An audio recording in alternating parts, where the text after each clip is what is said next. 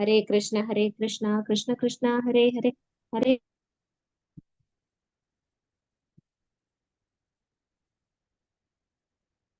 जय श्री कृष्ण चैतन्य प्रभु नित्यानंद श्री अद्वैत गदाधर श्रीवासादि गौर भक्त वृंद।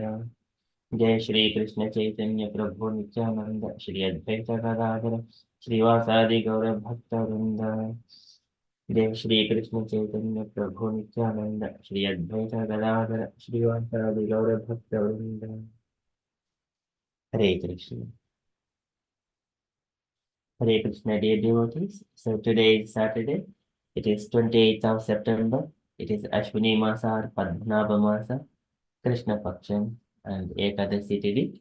So today it is Indira Ekadasi, fasting from grains, beans, cereals, and all kinds of any kinds of fruits which have got too much of seeds.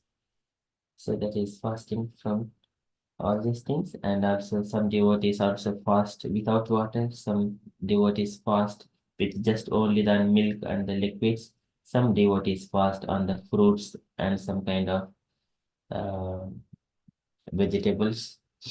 So likewise there are number of levels, and today is Indira Ekadasi. So we shall read a few lines from the iskandizati.com about Indira Ekadasi. So Yudhishthira Maharaja said, O Madhusudana, O killer of Madhu demon, what is the name of the Ekadasi that occurs during the dark fortnight or Krishna Paksha of the month of Ashwini? Please describe its glories to me. The Supreme Personality of Godhead, Lord Sri Krishna, then replied, the holy day is called Indira Ekadasi. If a person fasts on this day, all his sins are eradicated, and his forefathers who have fallen into hell are liberated. O best of kings, one who simply hears about this sacred Ekadasi achieves the great merit earned by performing a horse sacrifice. In the Satyuga, there lived a king named Indrasena, who was so powerful that he destroyed all his enemies. His kingdom was called Mahishmati. The glorious and highly religious king Indrasena took good care of his subjects, and therefore he was rich in gold, grains, sons, and grandsons. He was greatly devoted to Lord Vishnu as well. He especially enjoyed chanting my name, calling out Govinda, Govinda. In this way, King Indrasena systematically dedicated himself to pure spiritual life and spent much time meditating on the absolute truth. One day, as King Indrasena happily and peacefully presided over his assembly, the perfect orator Sri Narada Muni was seen descending white as a conch, shining like the moon, like a jasmine flower, like lightning bolt. Narada Muni descending from the sky, so he is decorated with matted locks of reddish hair. The king offered Devarshi Narada, the saint among the devas, demigods, great respect by greeting him with joined palms, inviting him into the palace, offering him a comfortable seat, washing his feet, and speaking sweet words of welcome. Then Narada Muni said to Maharaj Indrasena, O king, are the seven limbs of your kingdom prospering? So the seven limbs of the king's domain being the king's well-being himself, and second is his ministers, third is his treasury, and fourth is his military forces, fifth is his allies, and sixth is the brahmanas, and seventh is the sacrifices performed in his kingdom, and the needs of the king's subjects. Is your mind absorbed in thinking of how you can properly perform your occupational duty? Are you becoming more and more devoted and dedicated to the service of the Supreme Lord Shri Vishnu?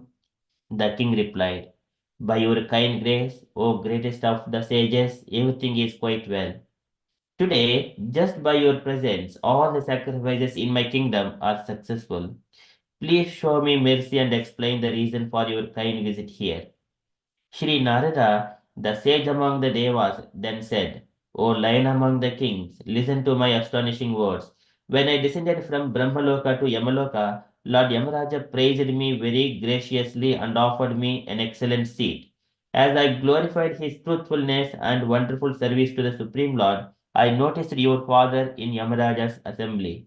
Though he had been very religious, because he broke an Ekadasi fast prematurely. He had to go to the Yamaloka. Your father gave me a message for you. He said, in Maheshmati lives a king named Indrasena. Please tell him about my situation here, that because of my past sinful deeds, I have somehow been forced to reside in Yamaraja's kingdom. Please give him this message from me.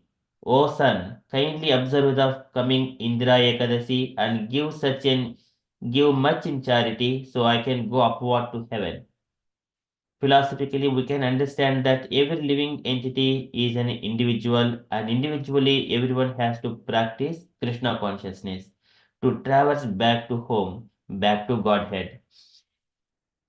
As stated in Garuda Purana, someone who is suffering in hell cannot practice Krishna consciousness because this requires some mental peace, which the reactionary tortures of hell make impossible. If a relative of a sinner suffering in hell gives some charity in the name of the sinner, he can leave hell and enter the heavenly planets. But if the sinner's relative observes this Ekadasi fast for his suffering kinsman, the kinsman goes directly to the spiritual world. As stated in this narration based on Brahmavaivarta Puranam. Narada Muni continued, just to deliver this message, O king, have I come to you. So you should help your father by observing the fast of Indira Ekadasi. By the merit you gain, your father will go to heaven. King Indrasena asked, O great Naradaji, please be merciful and tell me that specifically how to observe a fast on Indira Ekadasi. And also tell me during what month and on what day it occurs. Narada Muni replied, O king, please listen as described to you the full process of observing the Indira Ekadasi. Number 1. So this Ekadasi occurs during the dark fortnight of the month of Ashwin. Number 2. On the Dashmi Tithi, the day before Ekadasi, rise early in the morning, take bath and then do some service for God with full faith. Number 3. At afternoon, bathe again in running water and then offer oblations to your forefathers with faith and devotion. Number 4. Be sure not to eat more than once on this day, and at night sleep on the floor. Number 5. When you awaken on Ekadasi morning, cleanse your mouth and teeth thoroughly, and then, with deep devotion for the Lord, take this sacred vow. Today I shall fast completely and give up all kinds of sense enjoyment. O lotus-eyed Supreme Personality of Godhead, O infallible one, please give me shelter at your lotus feet. Number 6. At noon, stand before the sacred form of the Sri Saligramasila and worship him faithfully, following all the rules and regulations. Then offer oblations of ghee into the sacred fire and tarpana directed to help your forefathers. Number 7. Next, feed qualified brahmanas, obviously non-grain prasadams, and offer them some charity according to your means. Number 8. Now take the food pindas you offered to your forefathers, smell it, and then offer it to a cow. Next, worship Lord Hrishikesha with incense and flowers. And finally, remain awake all night near the deity of Lord Sri Keshava. Number 9. Early in the morning of the next day, that is Dwadashi Tithi, worship Sri Hari with great devotion and invite Brahmin devotees to a sumptuous feast. Number 10. Then feed your relatives and finally take your meal in silence. O king, if you strictly observe a fast on Indra Ekadasi on this way, with controlled senses, your father will surely be elevated to the abode of Lord Vishnu. After saying this, Devarshi Narada immediately disappeared from the scene to bless someone else with his presence.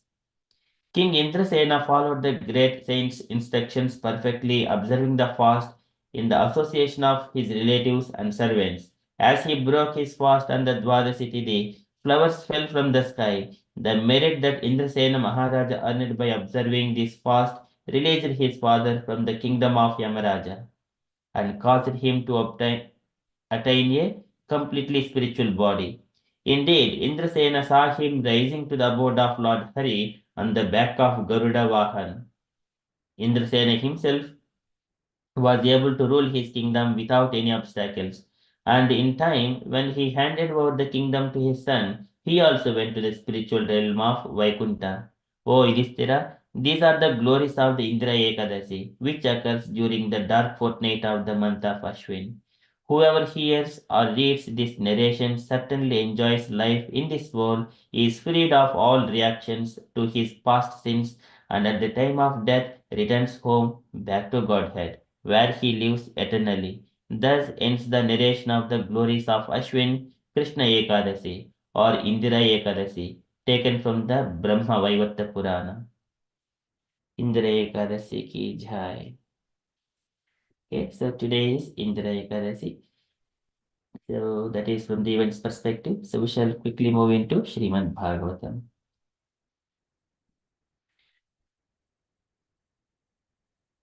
ॐ नमो भगवते वासुदेवाय ॐ नमो भगवते वासुदेवाय ॐ नमो भगवते वासुदेवाय Hare Krishna. In the Srimad Bhagavatam, so Lord Brahma is describing to Narada Muni about the Supreme Personality of Godhead, his incarnations, and then later on his external energy, his internal energy, and the devotees who have surrendered and non-devotees who have not surrendered, and also about the devotional service. Devotional service. Which is executed by all his devotees. By that, they will attain the Supreme Personality of Godhead. And he has given the list of devotees, number of devotees in the present, past, and future. Some of the devotees' names mentioned. So it is a very prominent list. So that there are many other devotees as well. And so that devotional service, by hearing about the Supreme Personality of Godhead, out of that is one of the process of devotional service, Shravanam. So many sinful people, they also can relieve from their sinful life or the materialistic life and enter into the Vaikunta Lokas, spiritual planets. So it is such a wonderful thing. And the devotees of the Lord, they are able to bestow such kind of process and um, blessings on the conditioned souls. And not only the sinful people, even the animal beings are also can be elevated to the spiritual planets just by hearing and just by taking the shelter of the pure devotees of the Lord. ते वै विदन्ति अतितरन्ति च देवमायं स्त्रीशूद्रपूर्णशबरापि पापजीवाः यदि अद्भुतक्रमपरायणशीलशिक्षाः तिर्यग्जनापि किमु सुधारणाये. So just not only the sinful people, Stri Sudra Purna Shabarapi Papa Jivaha, but Tiryak Janapi Kimu Tasadharanaye. Just by hearing, even the animal beings, Tiryak Janapi, they also get the spiritual planets just by hearing.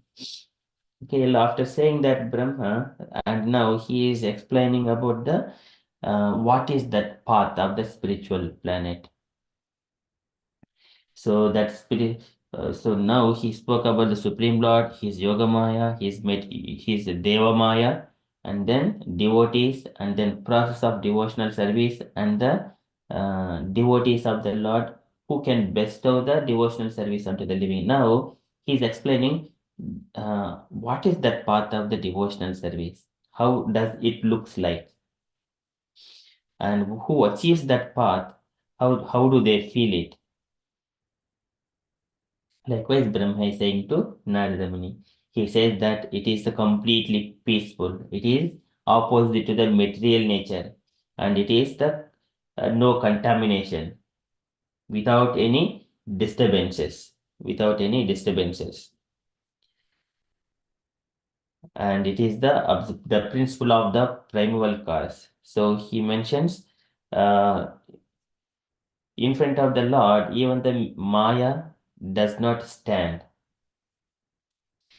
And that particular path is called Brahma Jyoti. The initial path, the first level of realization is the Brahma.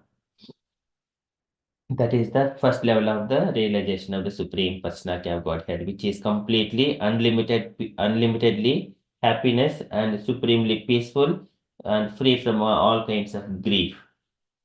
Likewise, Brahma is explaining what is that path, the spiritual path. How does it looks like? Okay, so we are in the Srimad Bhagavatam. Uh, Second canto, chapter 7, verse number 47.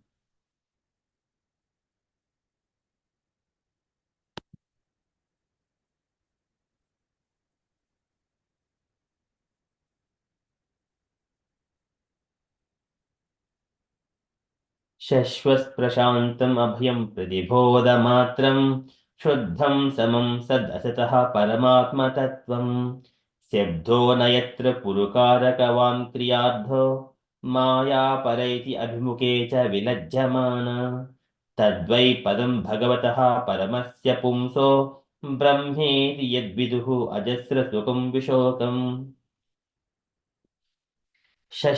Shashwat Prashantam Abhayam Pratibodhamatram. Shashwat, this is the Shashwat eternal. And the path of the spiritual planets and the abode of the Lord and the path that is the devotional service, that path itself, it is the Shashwat eternal and Prashantam without any disturbances. So devotees, when they are engaged in the devotional service, they do not feel internally for their eternal happiness. Shashwat Prashantam Abhyam Pratibodhamatram. Abhayam without fear. So Krishna is in charge of the devotees and he will take care of all kinds of fears. Yad bhivemi swayam bhayam. So even fear, a fear personified, fear is fearful of Krishna by hearing the name of Krishna. So this is Abhayam, the devotional service, that path is Abhayam. Shashwat Prashantam Abhayam Pratibodhamatram. Pratibodhamatram, it is the opposite to the material activities. A consciousness opposite to the material counterpart. Pratibodhamatram. Shuddham, it is uncontaminated. Samam, it is without any distinction. Without any distinction.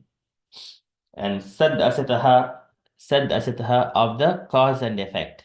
Paramatma tattvam, the principle of primeval cause. This is Paramatma tattvam. Suddham samam sad asataha Paramatma tattvam. Shabdho nayatra purukarakavan kriyardho. Shabdho nayatra purukarakavan. Shabdho nayatra purukarakavan kriyardho. And here nayatra. So that Shabdho Nayatra Purukarakavan Kriyardho, it is mentioning the speculative sound Nayatra where there is no not, and what is that? Purukarakavan Kriyardha, resulting fruitive actions for the matter of sacrifice. So these kind of things doesn't exist in the Supreme Personality of Godhead. Shabdho Nayatra Purukarakavan Kriyardho. The Lord does not take pleasure in the materialistic activities. He always takes pleasure in the spiritual things. Sabdhonayatra purukarakavan kriyardho. And Maya paraiti abhimukecha vilajjhamana. And Maya paraiti. And Maya, what is with Maya? See, paraiti, she flies away. As soon as she sees Krishna, she flies away. Maya paraiti abhimukecha. Abhimukha means in front of Krishna. Cha vilajjhamana, she cannot come in front of Krishna. She is always behind Krishna. Mayam chatad apashrayam. So she doesn't come, she never comes in front of Krishna. She is always back of Krishna. When Vyasadeva was meditating, we see that he has seen Krishna in the Purusham Purnam. Mayam chatad apashrayam. and he has seen Krishna and realized Krishna perfectly, Purusham Purnam, and also Maya as well. But Maya is taking shelter behind Krishna. So here she doesn't come. So that's why Maya Pareti Abhimukecha Vilajjamana. Why? Because Vilajjamana, being ashamed of Krishna. Tadvai Padam Bhagavataha Paramasya Pumso. This is Tadvai Padam. That Padam, Tadvai Padam. And the ultimate phase. That is the ultimate phase. Bhagavataha Paramasya Pumso. And of the Supreme Personality of Godhead. And Paramasya of the Supreme Pumso of the person. That Padam. Tadvai Padam Bhagavataha Paramasya Pumso. What is that? Brahmeti. That is called Brahma. That is the absolute Brahman light. That is the first level. Initially, as soon as we enter into the Brahma Jyoti, that is, we are completely free from all kinds of material activities. And then after that, we enter into the spiritual planet. After that, we go nearer to Krishna to engage in the devotional service. But here, Brahmeti is the first step. There itself, we will be freed from all kinds of material activities, negation of material activities. Brahmeti yad viduhu, that is known as Ajasra Sukham Vishokam. It is unlimited happiness. Unlimited Sukham is the happiness. Ajasra is unlimited. Sukham is the happiness. Unlimited happiness. Vishokam, without any grief. Shoka is the grief. Vishoka is no more grief. So that is the Brahmeti Yadvidhu Ajasra Sukham Vishokam.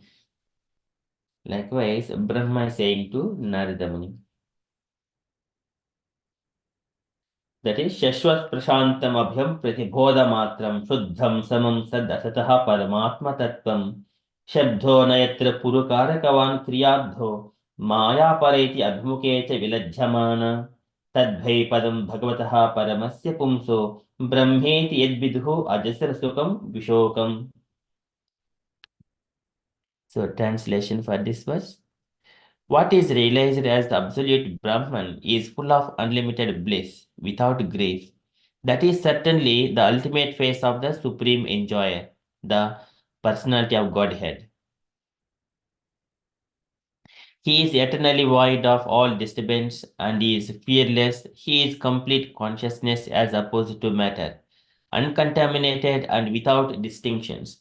He is the principal primal cause of all causes and effects, in whom there is no sacrifice for fruitive activities, and in whom the illusory energy does not stand.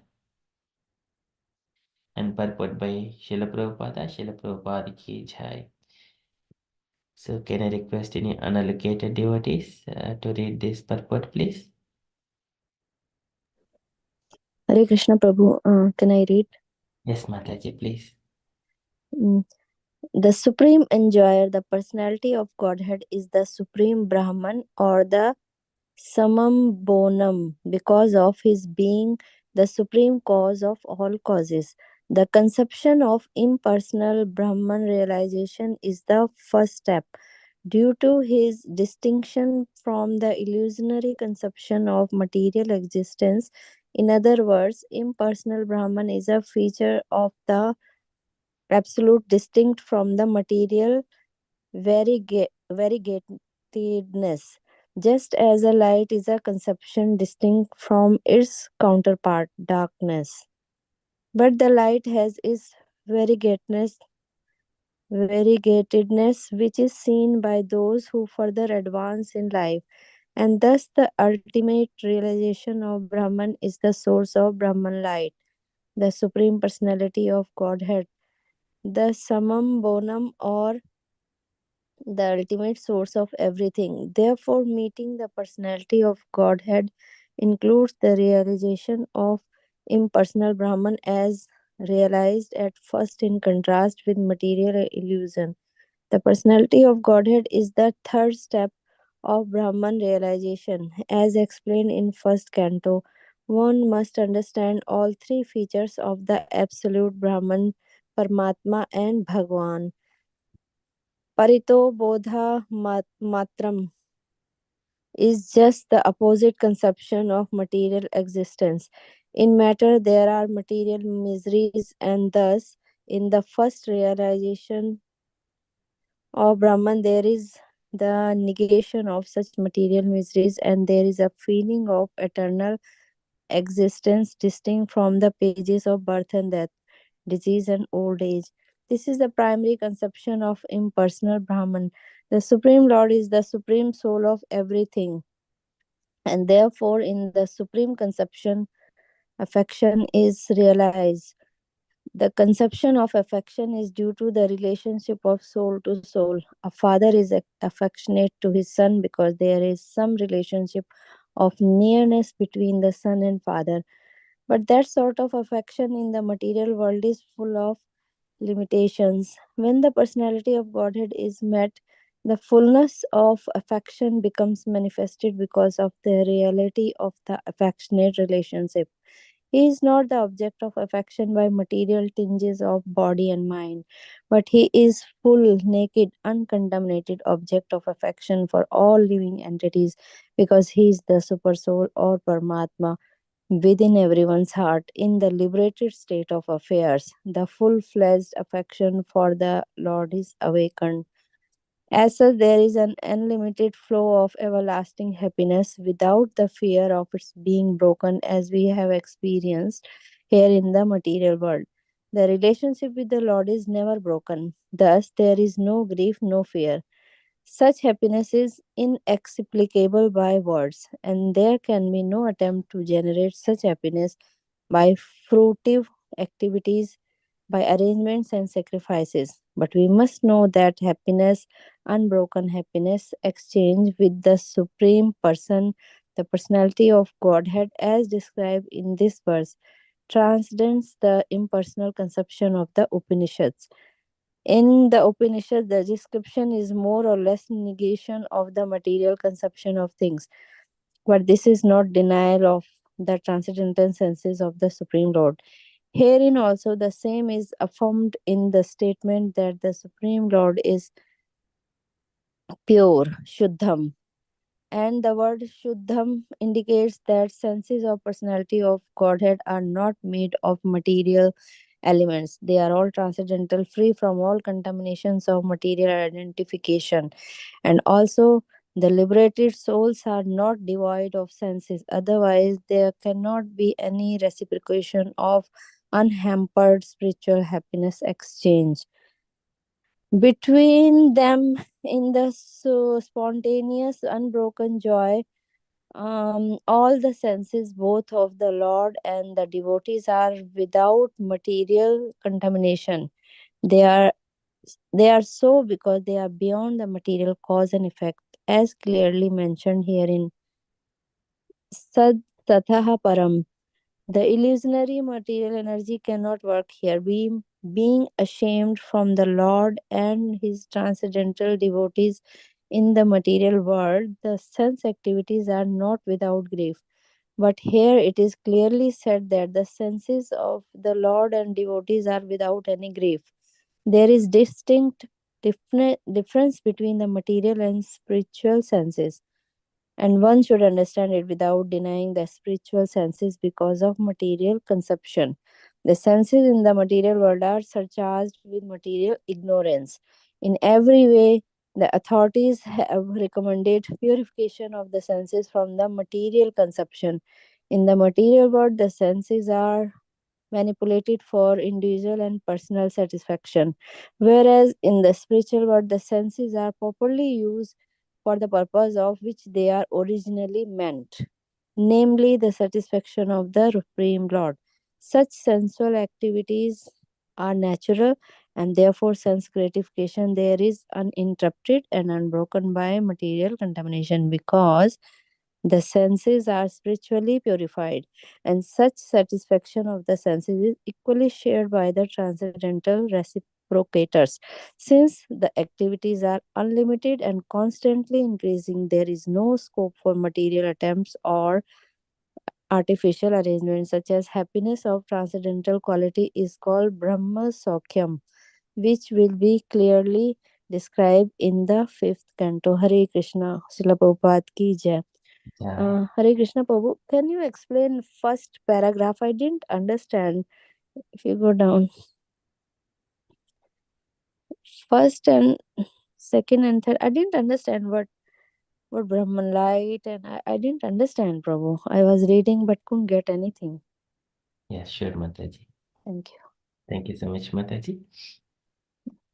So here, Prabhupada is explaining about the supreme enjoyer, the supreme personality of Godhead, who is the ultimate Brahman or the Samamam Bonam. So he is the in absolute plane, everything is absolute Krishna, and his associate his features like Paramatma or the Brahma Jyoti. So in the Vedas, it is described about the all the Vedas bring it is a negation of the material activities, get the liberation. That is free from the material world. And then once that is free, that is called enter into the Brahma Jyoti. That is the first level. And within the Brahma Jyoti, there are so many planets, Vaikunta planets. That is the second level. If we see the Vaikunta planets, entering into the Vaikunta planets, that is the second level. That is the Paramatma. And then that is compared to Paramatma feature. And Paramatma is the Lord, he who is always with us. He is the Pradesha Matram Purusham Vasantam. He is always he is realized by the yogis like partially. Kechi Swadehante Hridaya Avakashe Pradesha Matram Purusham Vasantam Hridaya Avakash. He is in the heart. Ishvara Sarvabhutanam Hrideshe Jnatistati. He is the super soul. That that is the Paramatma. He is the four-handed form. He is one of the expansion of the Supreme Lord Krishna. And then Krishna, he himself, he does not take care of directly the Paramatma or the coming into the Vishnu forms. He does not come directly uh, to maintain the material world. That is final feature and the realization of the Supreme Lord, Bhagavan. That is the Bhagavan. So he is the enjoyer. He sits in the Vaikunta planets. Sattvam Vishtabhya Virajam Swanomno Mrudayan Rushaham. यत्र चाध्यापमानस्ते भगवान शब्द गोचरः यत्र चात् so the Lord can be understood only through the sound vibrations and he is enjoying and also he give pleasure to all his devotees. That is his nature. That is Bhagavan. He is in the called Narayana in the Vaikunta planets, and he is Krishna in the Goloka Vrindavana. But Krishna is the original source of everyone, including Narayana and all the Vishnu forms. Coming to Krishna, that is Bhagavan. And then Krishna's expansions like the Vishnu, who is situated as a Paramatma in the heart of all the living entities, that is the second level, that is Paramatma. And in the first level is the Brahman, is the one which is not material, the Brahma Jyoti. Yeah, Hare Krishna. Thank you, Prabhu. So, what about Paramatma sitting everyone's heart? What is that Paramatma then? You said Paramatma is in Vaikuntha Lok. So Bhagavan is in the Vaikunta Lok. And Paramatma, you did mention some planet. Brahman is Brahma Jyoti, which is Yes, light. yes, Mother. It is the analogy. So I'm just giving analogy. For example, Prabhupada has given analogy which we can understand with the sun god Vivaswan, and the sun planet as sun globe, the disk, sun disk, and the sunlight. At the first level of spiritual realizer student, he will analyze the sunlight, the heat. That is the first level of realization, Brahman, Brahma Jyoti. And then second level of realization is the a student further advanced who is studying the sun globe and sun planet. And then he is more advanced student than who is simply understand the light and heat. And then further advanced student, he directly enters into the planet and personally meet the Vivswan, the sun god. He is the advanced student. So more advanced student, he has already passed the first level and second level and third level, and he is meeting with the sun god. These are the analogies that have been given by Prabhupada in all our purports. Okay. But Thank. Mm. yeah, from the Lord's perspective, so he is completely absolute.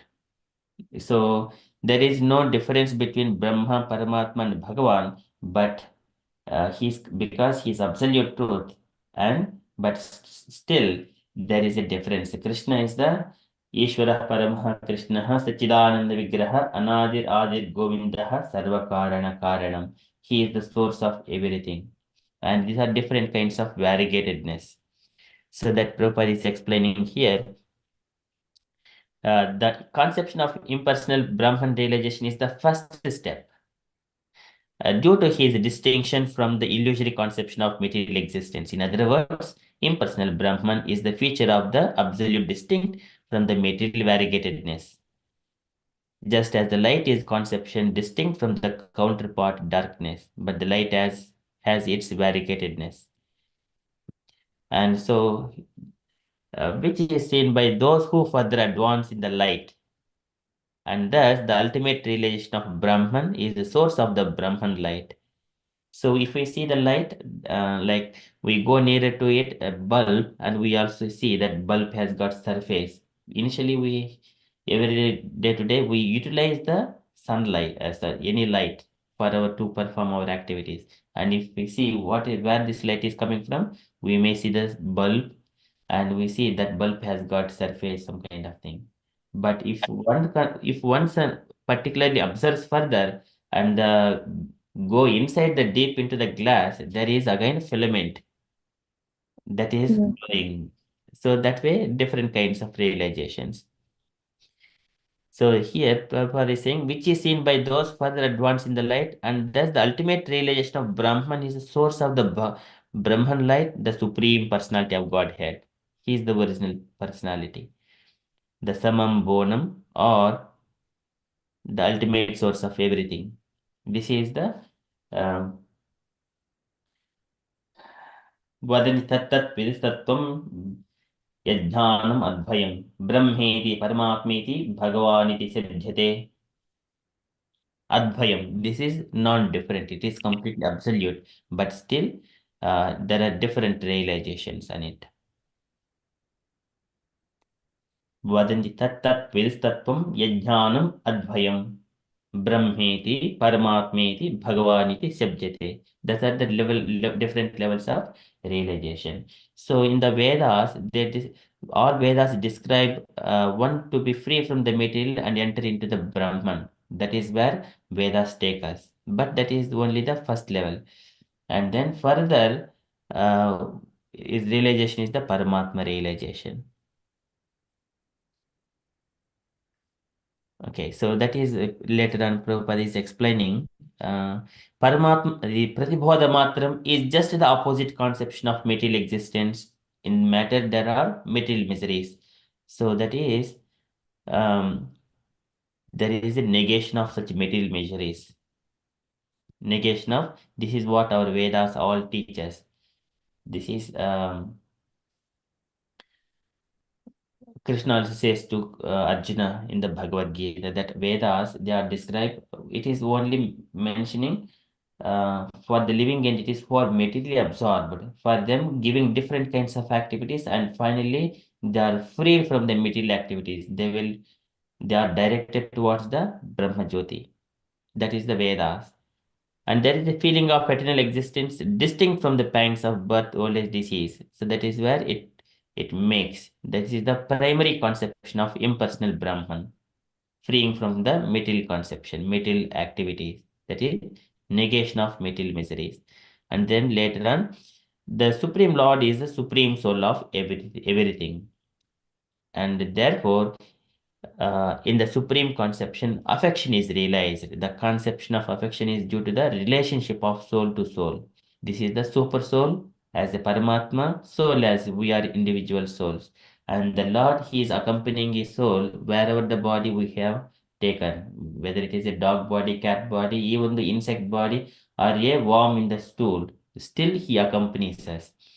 So tam jiva karma padavim anuvartamanaha tapatrayopshamanaya vayam bhajema. So he is always there to for the loving exchange. A father is affectionate to his son because there is some relationship of nearness between son and the father. But that sort of affection in the material world is full of limitations. So I am limited with the body of another lump of matter. My child, he has got another lump of matter. But the activities, he have got different kinds of taste and activities. I have got different. But there is a but not all the time, 24 hours a day, we come together and speak and the loving exchange because they have to engage in different things. But throughout 24 hours a day, we may come very few minutes in for the loving exchange. There is a limitations. But when the personality of Godhead is met, the fullness of affection becomes manifested. This is the pure love because of the reality of the affectionate relationship. He is not the object of affection by material tinges of body and mind, but he is full, naked, uncontaminated object of affection for all living entities because he is the super soul. This is naked, uncontaminated object of affection. This is generally we realize love. Love is the one, it makes us to live and with other living entities. Love towards all living entities. So, what to speak of the Supreme Father? So, he is always waiting for us to come back to his abode. So, he is the super soul or Paramatma within everyone's heart. In the liberated state of affairs, the full-fledged affection for the Lord is awakened. So, this is the our vision towards inside the heart, journey within the heart towards the Lord as a super soul. This is the second realization. As such, there is unlimited flow of everlasting happiness without the fear of its being broken as we have experienced here in the material world. And Prabhupada is explaining about the material world, another line of this is Yabdho Naitra Purukarakavan Kriyadho. So material activities and Maya Pareti Abhimukecha Vilajamana. The Lord does not take interest in this kind of material things. So the relationship with the Lord is never broken still. There is no grief and no fear. Such happiness is inexplicable by words, and there can be no attempt to generate such happiness by fruitive activities, by arrangements and sacrifices. So Lord does not have to involve with this fruitive activities by arrangements and say He is Atma Rama. When we are as a soul, we are associating with the Lord, we also feel that derive that kind of happiness. But we must also know that happiness, unbroken happiness, exchanged with the Supreme Person, the personality of Godhead, as described in this verse, transcends the impersonal conception of the Upanishads. So here, the soul, as individual soul, we turn towards the Supreme Soul, Super Soul in the heart, Super Soul in the heart. That is the unlimited happiness. That is the further unbroken because he is inside. We are directly there, face to face. And then this is unbroken exchange with the Supreme Person. The personality of Godhead, as described in this verse, transcends the impersonal. This is second level, impersonal conception of the Upanishads. In the Upanishads, the description is more or less negation of the. So here, Upanishads means they are the ultimate the summary points, kind of like a takeaway points after studying all the Vedas. What are the summary points to be taken from the Vedas? Is called these are the Upanishads. This is the summary points. So Upanishads description is more or less negation of the material conception of thing. So, but that is not the denial of the transcendental senses of the Supreme Lord. This is very, very important in this purport. All the Vedas, they are giving information about free from the material conception, but that does not deny the transcendental senses of the Supreme Lord. This is very point. So people, they do not give much importance. That's why Mayavada is so prominent in most of the people. They forget about this one. So herein also the same is affirmed in the statement that the Supreme Lord is Puru. Supreme Lord is pure, Shuddham. The word Shuddham indicates that the senses of the Supreme Personality of Godhead are not made of the material elements. They are all transcendental. Angani yasya sakalendriya vrittimanti pasyanti panti kalayanti chiram jaganti ananda chinmaya sadujjvala. So that is glorified in the Brahma Samhita very beautifully. That is Govindamadi Purusham Tamaham Bhajami.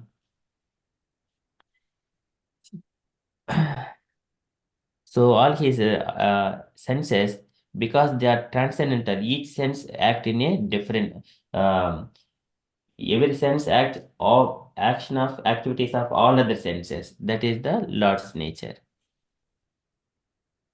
This is not denial of the transcendental senses of the Supreme Lord. Herein also same is affirmed in the statement that Supreme Lord is pure Shuddham. They're all transcendental. Lord senses are all free from all contamination of material identification. And also liberated souls also not devoid of senses. So see, this is also very important. When Lord is not devoid of the senses, because we are also image of the Supreme Lord. So we are also not devoid of the senses. But at the liberation stage, our senses are purified. Sometimes we may think that as soon as we die and we may be some kind of a ghostly body, something like that without any material. No, we are also having spiritual body with all the senses, the similar to the Supreme Lord. And this is Vasantyatra Purushaha Sarve Vaikunta Murtayaha. That is also clearly explained. Otherwise, there cannot be any reciprocation of the unhampered spiritual happiness exchanged between them in spontaneous, unbroken joy. So this is the Prabhupada is explaining here. And because they are both, so here all the senses, both of the Lord and of the devotees, are without material contamination. They are so because they're beyond material cause and effects. This is Karya Karana. They're both beyond the Karya and Karana, cause and effect, Sad Asat. As clearly mentioned here, Sad Asat Param. And also, Prabhupada further explains, Maya Pareti Abhimukete Vilajjamana. Material energy cannot work here. Being ashamed before the Lord and his transcendental devotees, material world and the sense activities are not without grief. So if we perform some kind of activities through our senses for different purpose, not with the Krishna, then there is always some kind of disturbances. So we should not use for the material purposes. But how do we know that whether we are using for the spiritual or material purpose?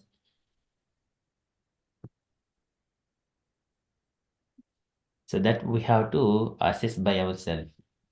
So here, when we keep Krishna is in the center, why I have been engaged in this activity? Is it pleasing to Krishna or not? As soon as we think of Krishna, then all Krishna's instructions from Bhagavad Gita we remember. Am I following these instructions? Am I being tolerant? Titikshavaha. There are so many times when we have come across the devotees. Some devotees may be knowingly or unknowingly they may say something, but we may hurt our feelings. Is this the right thing for me? Is he saying the right thing to me? Something like that. Do, but do we have got the tolerant capacity? Immediately when some person says that, immediately if we get agitated, then so that means we have to follow. Are we following the Krishna's instructions? Tam titikshasva bharata. Agama payamo anityaha. Tam titikshasva bharata. Either I tolerate, I do not tolerate. Time will pass and carry away. But what I am doing, I am just getting agitated with the material things or not. That makes the difference. Whether I am peaceful or getting agitated. If I'm peaceful, then my mind, intelligence, and they work in a peaceful way. And I can take good decisions for myself and for others, everyone, and to execute Krishna consciousness. If I'm being agitated, then immediately the intelligence and smriti, they're hampered and will be put up into material things. Oh, if I do this one, then I may be good. If I don't do this one, I don't get this kind of things. Different kinds of speculations. That is the material sense activities. In the material world, the sense activities are not without grief. So there is a distinction between the material and spiritual senses. And one should understand it without denying the spiritual sense because of a material conception.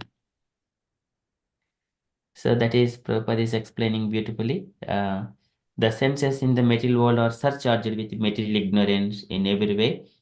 So they are surcharged with material ignorance. In every way, the authorities have recommended purification of the senses from the material conception. We have come to Krishna consciousness for this purpose, not for to look into other devotees, what other people are doing in this Krishna consciousness, why they are like that, acting like that. That is not our purpose. Our purpose is Krishna is pure. We wanted to purify ourselves. That is the main purpose. Not who is doing next to me, whether he is speaking harshly, whether he is thinking differently, he is performing differently. That is not our business. Our business is, am I tolerating? Am I progressing in the spiritual path or not? This is the path of purification. If I am concerning about the person next to me, then immediately there is a hampering to our progress of purification of the senses. So in the material world, the senses are manipulated for individual and personal satisfaction, whereas in the spiritual world, senses are properly used for the purpose for which they are originally meant. That is to please Krishna, engage ourselves to please Krishna. When we please Krishna, so in the Chaitanya Charitamrita, it is always the gopis and Radharani, they are trying to please Krishna. And as soon as Krishna is pleased and devotees, the gopis, they will take more and more involved, more, to competition between Krishna's happiness and service of the gopis. And because the service, and Krishna gets more happy. Again, this, so there is always competition. The service and Krishna's happiness. So that is here. Therefore, the sense gratification there is uninterrupted and unbroken by material contamination because this is such sensual activities are natural and therefore sense gratification there is uninterrupted and unbroken by material contamination because the senses are spiritually purified. And such satisfaction of the senses is equally shared by the transcendental reciprocators. Okay, in the purified state, the Lord and the devotees, they reciprocate the pure love. Okay, so there is much in such happiness is transcendental quality is called Brahma Saukyam. This is Sujyadyasmat Brahma Saukyam Tvanantam, that is unlimited. Tvanantam, Rishabhadeva says to his children, 100 children. Out of Bharata is the eldest son. नायं देहो देहवादं दुलोके कस्तान् कामान् अर्हते विद्भुजाङ्गे तस्मात् पुत्रकायेन सत्वं सुज्येद्यस्मात् ब्रह्मसौख्यं त्वनन्तं. So, my dear children, engage yourself in the tapasya. Tapodivyam putrakayena sattvam. Then you will get brahmasaukyam to anantam, that is unlimited happiness. So never look for happiness outside. It is always inside us. How tolerant we are, how inclined for the purification, then we will attain the peace. That's this. Shashwat prashantam abhyam pratibodha matram shuddham samam sadasataha paramatma tattvam. शब्दो नयत्र पुरुकारकवान् क्रियाद्धो माया परेति अभिमुखे च विलज्यमाना तद्भै पदं भगवतः परमस्य पुंसो ब्रह्मेति यद्विदुः अजस्रसुखं विशोकम्. This is Ajasrasukam Vishokam. Brahma Saukyam Tvanantam. Here Ajasrasukam Vishokam. Very beautifully explained. Brahma is explaining, Rishabhadeva is explaining, every Sota Goswami is explaining. This has unlimited happiness. We have to taste that one. That is tapo divyen putrakayena sattvam. Yasmat sujjhat brahma saukyam tvanantam. Yasmat sujjham. Sujjhat, that is free from the material contamination. How do we always think of this one? What is free from material contamination? Always speaking about this one. It is the activities are the same, but purpose is different.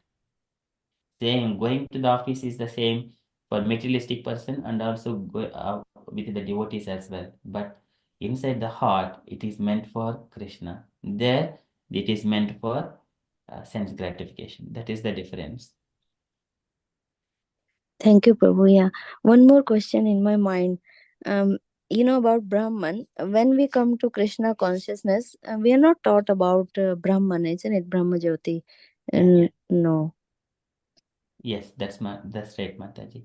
So because we are directly meeting Krishna, so that means we have entered into the Brahma Jyoti and also crossing that planet and coming nearer to Krishna. So just like if we entering the premises of the Bhaktivedanta manner, that is Brahma, and entering into the temple, it is Paramatma, coming nearer to the deity and keeping our hands folded and offering our obeisances, seeing the beautiful face of the Lord. This is the Bhagavan. Okay.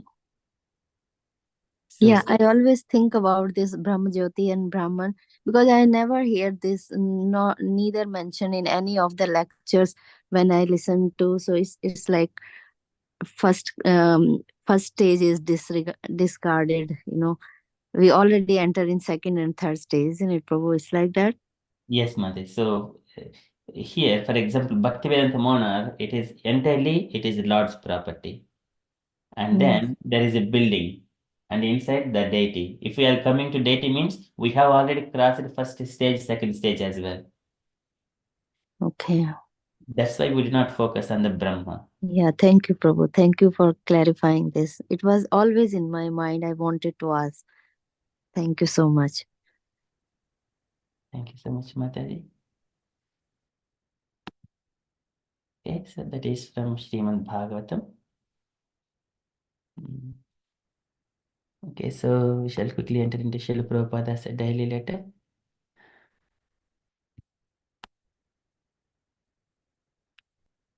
Okay, today letter to Bethel, April 18th, 1970, Los Angeles. Can I request other devotee to take a turn to read this letter, please? Asha Mataji, would you like to read? Hare Krishna. My dear Bertie, please accept my blessings. I am very much glad to receive your letter because sometimes I was thinking of you. You are a very intelligent boy, so I was impressed by your talking when you were walking with me on the street of Hamburg. You have got a strong tendency to accept the Buddha philosophy. But you should know it is also that if you want to accept Buddha philosophy, you should act practically for this purpose. Lord Buddha was the embodiment of renunciation. He was in the princely order, grown up very luxuriantly, and he accepted the order of the men, mendicant,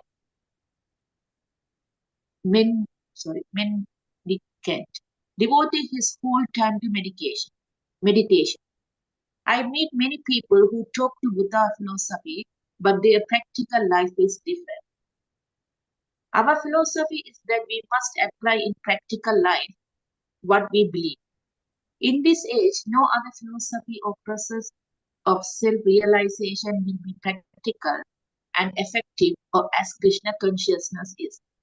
So I would request you to come and live with our devotees in Hamburg and join the Sankirtana party. Try to understand the philosophy. Eat with them, sleep with them, talk with them, and chant Hare Krishna. I am sure you will be happy and we will be relieved from the present disturbance of your mind. I would have been glad to ask you to come here, but I do not know whether it is possible for you to come here. But if you live in our temple in Hamburg, I am sure you will be happy. If you have got any drug habit, you must give it up. The drug habit is killing the soul of the younger generation in the Western world. So, if you live with the devotees, you will get strength to give up this bad habit. And if you live separately, you will never be cured of your present diseased mental condition. Hope this will meet you in good health. Your ever well-wisher, A.C. Bhakti Vedanta Swami. Srila Swami, Srila Prabhupada Ki Jai. Jai. Thank you, Mataji. Any takeaway points, Mataji, from this letter? Hare Krishna Prabhu. Uh, Prabhu Bertel was talking about Buddha philosophy, but I think Srila Prabhupada mentioning in here that just not talking about the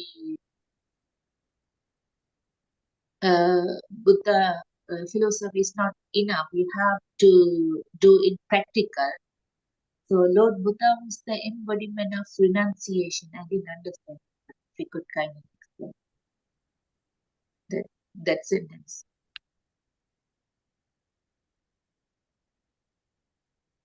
So people talk about philosophy and they wanted to find out about that, but they don't do it in their practical life. So Prabhupada mentioning in here that their practical life is different.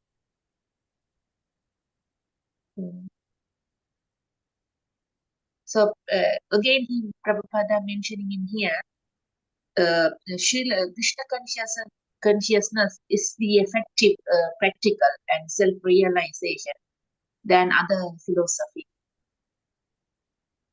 And is asking Prabhu to come and to live with him to get to know the Krishna consciousness and to understand the philosophy of Krishna consciousness. So he has to come and stay with them and to take all the disturbance of his mind.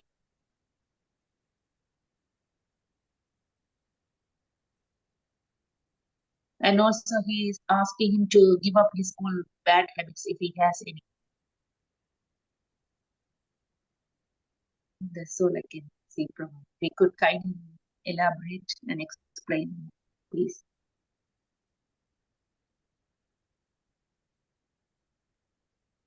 Okay, thank you so much, Mataji. Nicely summarized this letter. Any other points, dear devotees, you want to add to this letter? Any comments?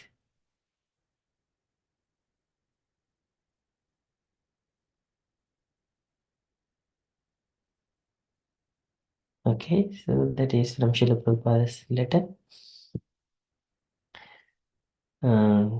This is Prabhupada is explaining our Krishna consciousness is the practical.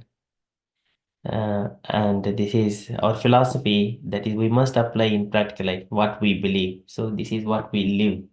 But other philosophies, they do not follow. If one person is thinking Brahman, everywhere is Brahman, but still they go and do some kind of dharmic activities, which is not directly addressing Krishna.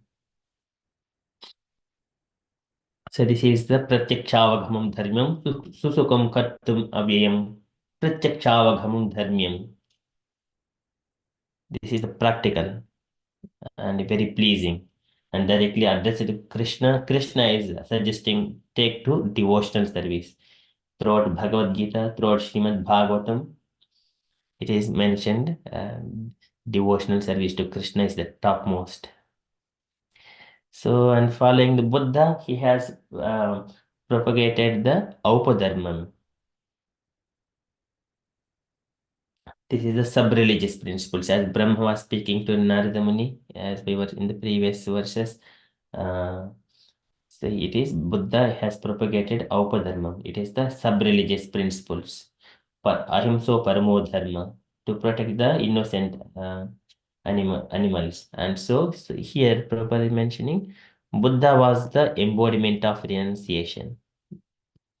But people who speak out that philosophy their practical life is different. Okay, so that is one thing we take away points from here. And giving up the bad habits must be compulsory in Krishna consciousness, though whenever he is initiated. But if you wanted to progress in the spiritual path, this is mandatory. That's why no gambling, no intoxication, no illicit sex, and no killing, no meat eating. These are the four principles, and there is also fifth principle, that is the acquiring too much of gold. Gold is also one of the place where Kali reside. So we should not accumulate too much of gold. These are the five places where Kali resides, Kali Purusha, who is the influence of the age of quarrel, hypocrisy, and fighting, arguments, unnecessary arguments.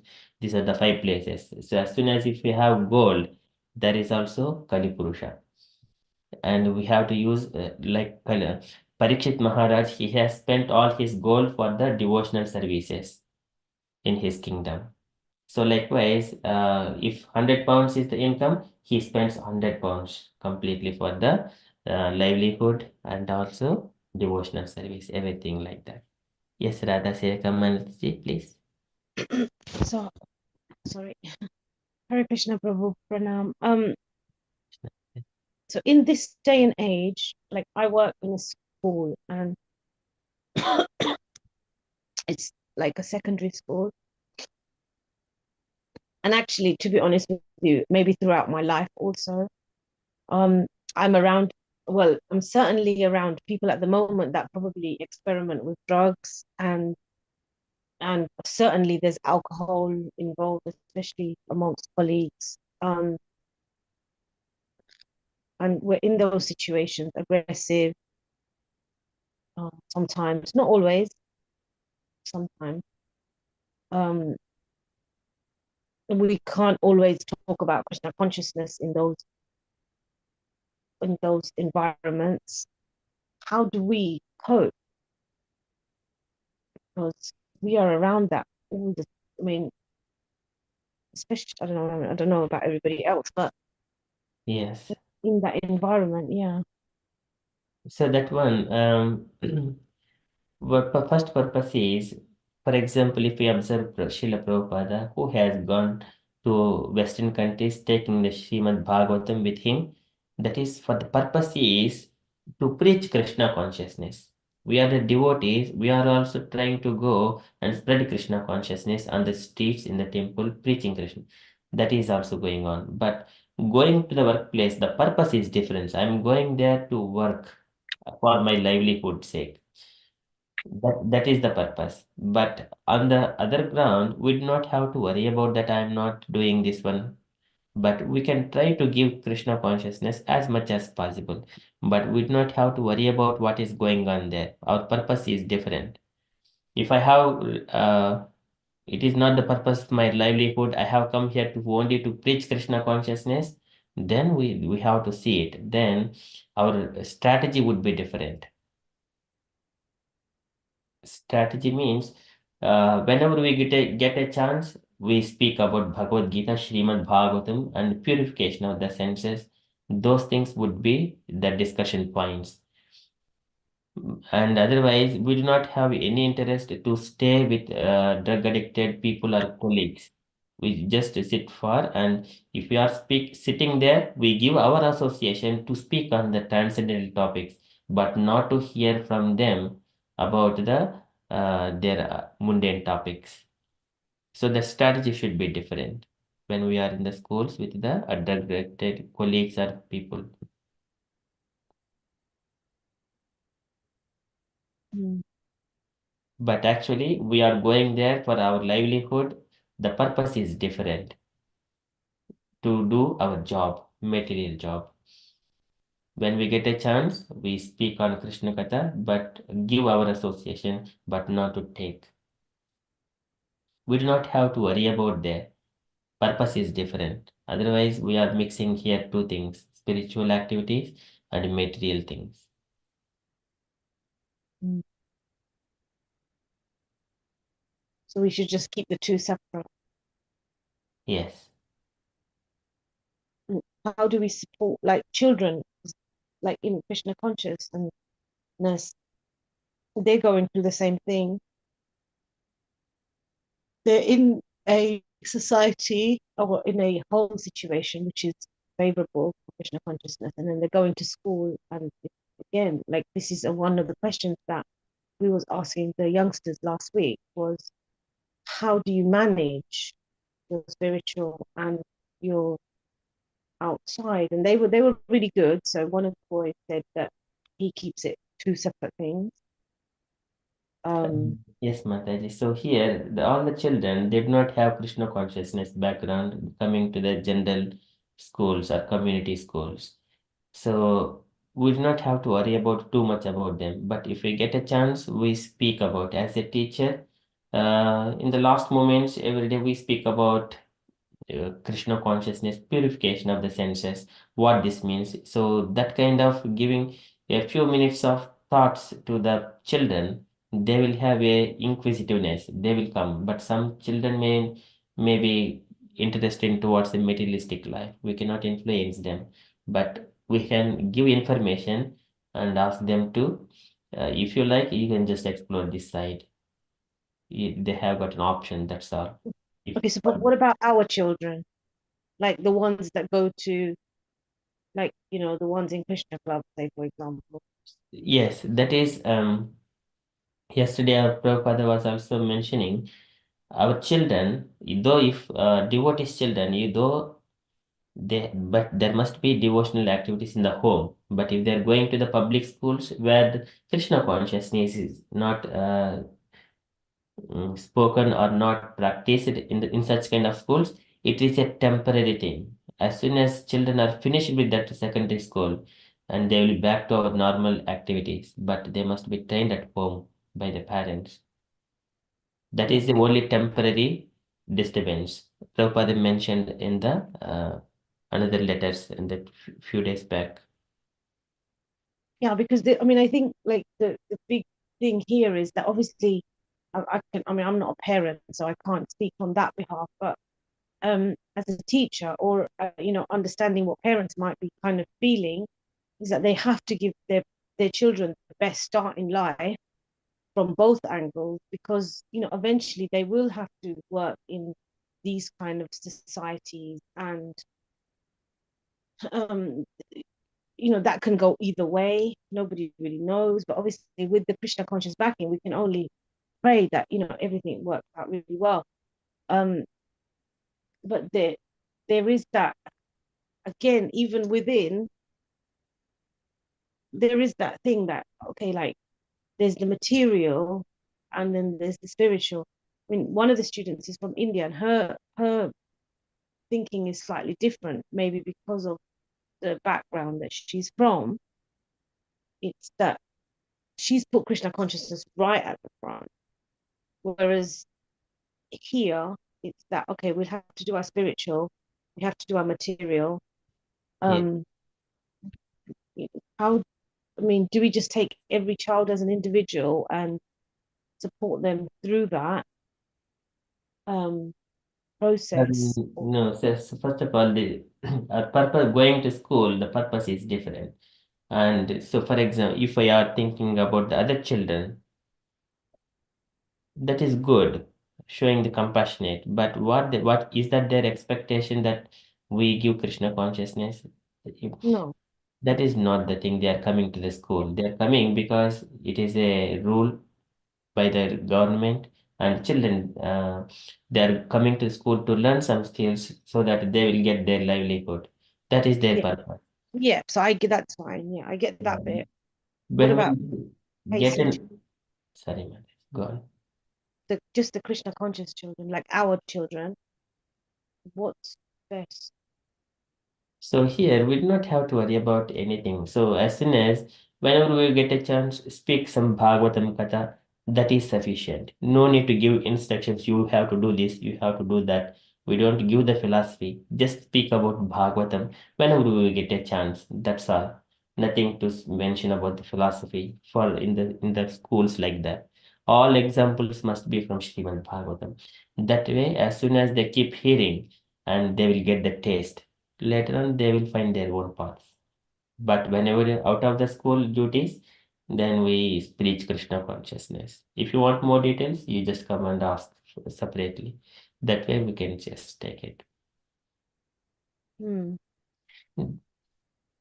Okay, so thank you so much, Mataji. It's a big topic, but it will never ever end. It is only the answers are within the heart, and it within the Bhagavatam, and in the Lord. When we speak Bhagavatam, Lord makes you to direct in the right path. Just Yeah. give those examples from Bhagavatam for any kind of example. For example, in a past time, once upon a time, there was a kingdom. The king was doing like this. People are having problems like that. This is how the problem is resolved.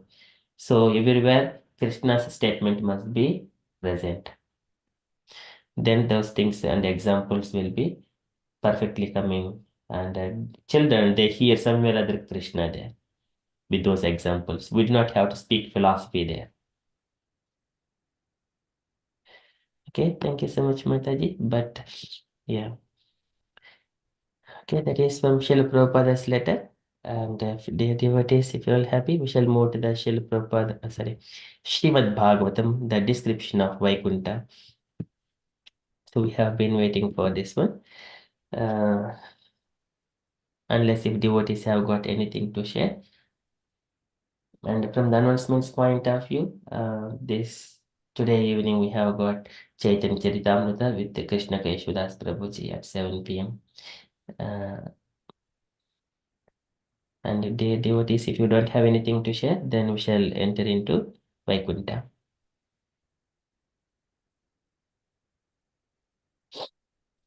Okay, thank you so much. Okay, so we have been seeing this Vaikunta for so many weeks. Now we have come to the 15th chapter. So this is the Vaikunta. Let us go and see. The Kumaras, they have entered into the Vaikunta. They have come across so many airplanes and beautiful people, very handsome and beautiful and young. Such kind of the nature of the Vaikunta people. And then they have entered into the Vaikunta planet and they have met Jaya and Vijaya. They have also cursed them. And at the time the Lord has come and Jaya and Vijaya are standing there. Lord has come to that point and with his beautiful entourage. Yeah. And Kumaras, by seeing the Lord, they are very pleasing. And they're glorifying the Lord. In the last two verses, they were in the 46 and 47. The Kumaras have been speaking to the Supreme Lord, how much happy they are. And now, previously, they were experiencing the Lord through the Samad or just yogas through different kinds of. This is what they were mentioning.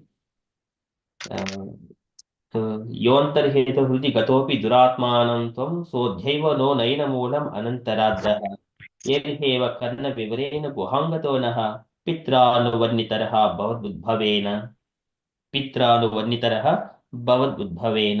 Exactly, my father Brahma, however, he has spoken about you, O my dear Lord. You have appeared here, but your form is partially realized by the yogis.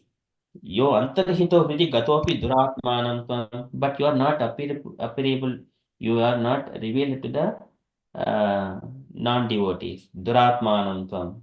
Yo antarhito hridi gatopi duratmanam tvam. So jaiva naina moolam anantaraddaha.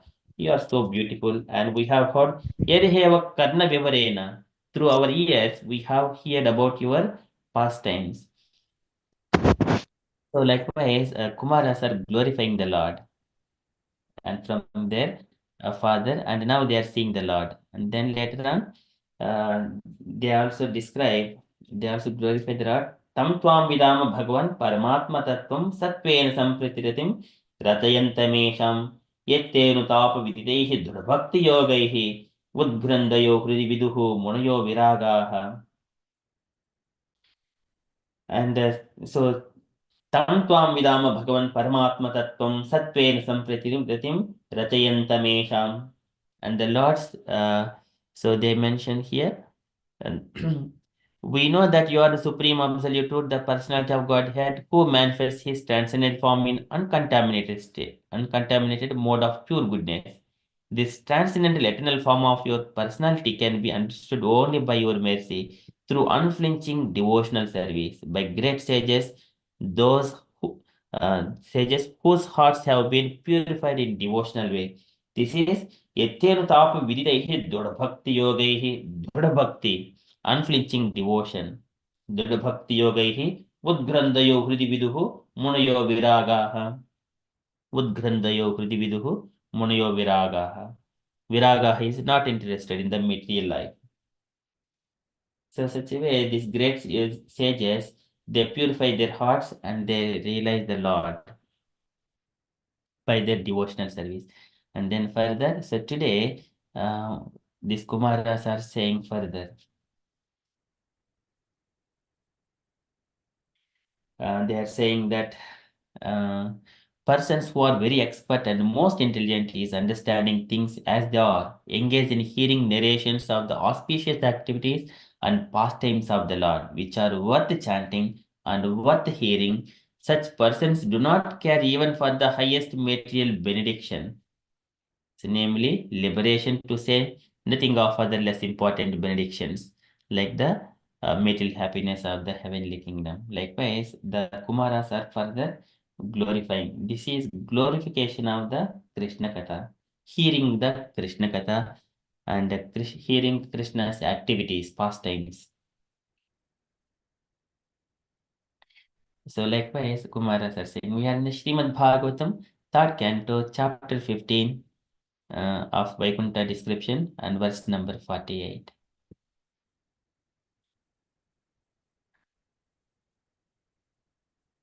नात्यन्तिकं विगणयन्ति अपि ते प्रसादं किमु अन्यदर्पितभयं भ्रुवोन्नयैस्ते येङ्गत्वदङ्गिरिशरणा भवतः कथायाः कीर्तन्यतीर्दयशसः कुशलारसज्ञाः न अत्यन्तिकं विगणयन्ति अपि ते प्रसादं. No, Atyantikam. The what is the topmost? The liberation. But na Atyantikam Viganayanti, they care for api. So you see, even they do not care for about the Natyantikam, that is the not the liberation also. Apite prasadam and those benedictions. And what Kimanyad Arpita Bhayam Bhavanna, what to speak of anything else? So Kimu, what to speak, Anyat, other material happiness, Arpita, and Bhayam, Bhravurnayeste, Bhravaha, of the eyebrows, and Vurnayehi, he, and so these are all what to speak of anything else, oh my dear Lord. And Ye Angat, Yengatvanga, Tvad Angri, Sarana Bhavata Katayaha. Yenga Tudangri Sarana Bhavata Katayaha. And whoever Yanga, O Supreme Personality of Godhead, those Twadangri Sarana, and who comes to the your lotus feet and take the shelter at your lotus feet, who have taken shelter, Bhavataha Katayaha, and Bhavataha your narrations. This is the very important. Bhavataha Katayaha. This is the objective within this verse, to glorify Bhavataha Katayaha, the narrations of the pastimes of the Lord. Kirtaniya Tirtha Yashashaha. Kirtaniya, so worth chanting, and Tirtha Yashashaha, they are pure Yashashaha glories. Kirtanya Tirtha Yashashaha, Kushala Rasajnaha, they are Kushalaha, very expert, and Rasajnaha, knowers of the mellows or humors. So what it means, the devotees of the Lord, they do not even care for the liberation. They wanted to hear Krishna Katha. Bhavataha Katayaha Kirtanyachidesha Kushala Rasajnaha. This is the glories of the Krishna Katha, Bhagavatam pastimes. That's why we have to speak Bhagavatam to everyone. Either it's a devotee or non-devotee. Either in the school, outside of the school. Everyone. This is Natyantikam Viganayanti Apite Prasadam. Kim Vanyadharpita Bhayam Bhravannayeste येङ्गत्वदिङ्गिरिशरणा भवतः कथायाः कीर्तन्यचिद्देशः कुशलारसज्ञाः. Very beautiful verse. This is glorifying the Krishna Katha here. So the Kumaras, so they are seeing the Lord with the goddess of fortune and Nanda, Sunanda, Prabala, Arahana, and Jaya and Vijaya and all the women of the Vaikunta. Many people are coming here to that place, and Kumaras are seeing the Lord and they are glorifying the Lord in different ways. Now they are glorifying the Krishna Katha here. So can I request any voluntary devotees to read the translation and purport as well? So there is one paragraph only, but big paragraph.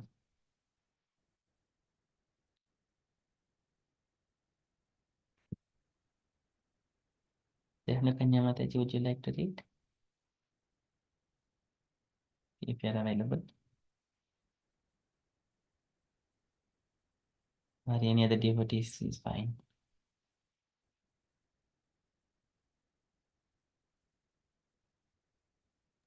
I will read, Prabhu. Yes, Mataji, please. Persons who are very expert and most intelligent in understanding things as they are engaged in hearing narrations of the auspicious activities and pastimes of the Lord, which are worth chanting and worth hearing. Such persons do not care even for the highest material benediction, namely liberation. To say nothing of other less important benedictions like material happiness of the heavenly kingdom. Purport. The transcendental bliss enjoyed by the devotees of the Lord is completely sorry, Prabhu.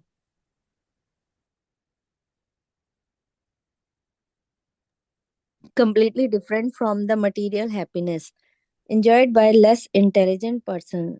I just want to read it again, Prabhu. The transcendental bliss enjoyed by the devotees of the Lord is completely different from the material happiness enjoyed by less intelligent persons.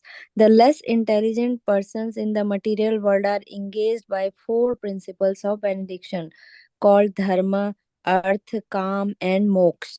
Generally, they prefer to take the religious life to achieve some material benediction, the purpose of which is to satisfy the senses. When by that process they become confused or frustrated in fulfilling the maximum amount of sense enjoyment, they try to become one with the Supreme, which is according to their conception, mukti or liberation. There are five kinds of liberation, the least important of which is called sajuya, sayujaya, to become one with the Supreme. Devotees don't care for such liberation because they are actually intelligent, nor they inclined to accept any of the other four kinds of liberation, namely to live on the same planet as the Lord, or to live with him side by side as an associate, or to have the same opulence, or to attain the same bodily features. They are concerned only with glorifying the Supreme Lord and his auspicious activities. Pure devotional services Sarvam Sarvanam Kirtanam. Pure devotees who have transcendental pleasure in hearing and chanting the glories of the Lord do not care for any kind of liberation, even even they are even if they are offered the five liberations, they refuse to accept them, as stated in the Bhagavatam. In the third canto, materialistic people aspire for sense enjoyment of heavenly pleasures in the heavenly kingdom, but devotees reject such material pleasure at once. The devotees does not even care for the post of Indra. A devotee knows that any pleasurable material position is subject to be annihilated at certain point. Even if one reaches the post of Indra, Chandra, or any other demigod, he must be dissolved at a certain stage. A devotee is never interested in such temporary pleasure. For Vedic scriptures, it is understood that sometimes even Brahma and Indra fall down, but a devotee in the transcendental abode of Lord never falls. The transcendental stage of life in which one feels transcendental pleasure in hearing the Lord's pastime is also recommended by Lord Chaitanya. When Lord Chaitanya was talking with Ramananda Rai, there were varieties of suggestions offered by Ramananda regarding spiritual realization, but Lord Chaitanya rejected all but one, that one should hear the glories of Lord in association with pure devotees. That is acceptable for everyone, especially in this age. One should engage himself in hearing from pure devotee about the activities of Lord. This is considered the supreme benediction for mankind. Hare Krishna, Srila Prabhupada ki jai. Jai. Thank you, Mataji. So here, in this Prabhupada is actually mentioning rejecting dharma, the kama, moksha, and then even the mokshas, which are five kinds of liberation. Devotees also do not not interested in the these five kinds of liberation. In the Damodarastaka, we also pray Varam Deva Moksham Na Moksha Vadimva Na Chanyam Vruneham Varshedapiham Idam Teva Purnada Gopala Balam Sada Me Manasi Avirastam Kim Anyaihi Varam Deva Moksham Na Moksha Vadimva. So there, devotees, that is, I do not pray for the boon of impersonal liberation, nor the highest liberation of eternal life in Vaikunta, nor any other boon which may obtain by executing the 9 process of devotional service. So all kinds of liberations, they do not worry about those liberations. And also what to speak of dharma, kama, and moksha. This is dharma pronjita kaitavotra paramo nirmatsaranam satam vedjam vastamatra vasusivadam tapatra unmulanam Srimad Bhagavate Mahamuni Krute Kimva Paririshvaraha Sajjo Hridi Avrujyatetra Krutibhi Susrushabhi Tatkshanat. This is rejecting this dharma pronjita. This is dharma, the kama, moksha. Because people, they will take only artha and kama and they do not care for dharma and moksha. So that's why when Narada Muni criticized Vyasadev, so he has compiled Srimad Bhagavatam, which is meant only for Paramahamsana. So that's why otherwise Bhishma Dev, he has given to when Yudhishthira approached Bhishma Deva to speak about dharmas and so many things on the instruction of Krishna. Bhishma spoke all those things. That is Dana Dharman, Raja Dharman, Moksha Dharman, Vibhagashah, Stri Dharman, Bhagavad Dharman, Samasa Vyasa Yogataha, Dharmadha Kama Mokshamsha, Sahopaya Nyata Muni, Nanakyan Itihasheshu, Varnayamasa Tattavit. Bhishma Dev spoke all these things, all kinds of dharmas. Dhana Dharman, Raj Dharman, Moksha Dharman, Stri Dharman, Bhagavad Dharman, Samasa Vyasa Yogataha, and Dharmadha Kama Mokshamsha, Saha Upayan Yata Muni. Just like a great sage, Bhishma Dev spoke everything. Nana Akyan Itihasheshu, with different reasons. Nana Akyana Itihasheshu. Nanakyan Itihasheshu, by the quoting different kinds of Itihasas and Puranas. So this is contains Dharma, Artha, Kama, Moksha. This is generally what we see in the Varnashrama Dharma they follow. But whereas the devotional service to Krishna, it is Nivruti Dharma. Savai Nivruti Dharmena Vasudevana Kampaya Bhagavad Bhakti Yogena Tiradatte Seniriha. We do not take pleasure in the sense gratifications. So here, by that process, by they become confused or frustrated in fulfilling maximum amount of sense enjoyment, then try to become one with the Supreme, which is according to their conception, Mukti, who are following the Dharma, the Kama, Moksha. But out of this liberation, there are 5 kinds. Prabhupada is explaining 5 kinds. Salokya, Saristi, Samipya, Sarupya, Ekatvam, Apyuta. Dīmāna na gruhnanti vina matsevanam janaha. Vina matsevanam janaha. So, even though if I wanted to give Salokya, this is living in the same planet as myself. And Saristi, same opulence as mine. and Samipya, nearer to me. Sarupya, same form as me, and Sayujya is the merging within the Brahman light. Salokya, Saristi, Samipya, Sarupya, Ekatvam, Apyata, Dimanam na Gruhnanti. Even if I wanted to give them na gruhnanti, they did not take it. Because vina, why? Because mat sevanam janaha, they wanted to render service onto me. That is the glories of the devotees. Mat sevaya priyante salokyadi chetustayam. So my devotional service is so glorious is that mat sevaya priyante salokyadi chetustayam. These four liberations, this salokya, sarishti, samipya, sarupya, salokyadi chetustayam. So they are the devotees, they do not care for them. Kuto anyat kal viplutam, what to speak of anything else. These four are permanent, and whereas the liberation ekatvam, that is the merging into the Brahman light, that is called Sayujya. Kuto anyat kal viplutam, the Lord does not mention it. So that is also temporary. So that is Lord's statements. And here Kapil Bhagavan says, Naikatpatami spuhayanti kechin matpada seva abhirata madihaha. Devotees, they do not want to merge with me. They do not want to become one with me. Matpada sevarata madihaha. They always render service unto me. See, number of statements direct only to the service. Devotees do not want to merge with the Lord. So here Prabhupada is explaining about the different kinds of the liberations, those liberations.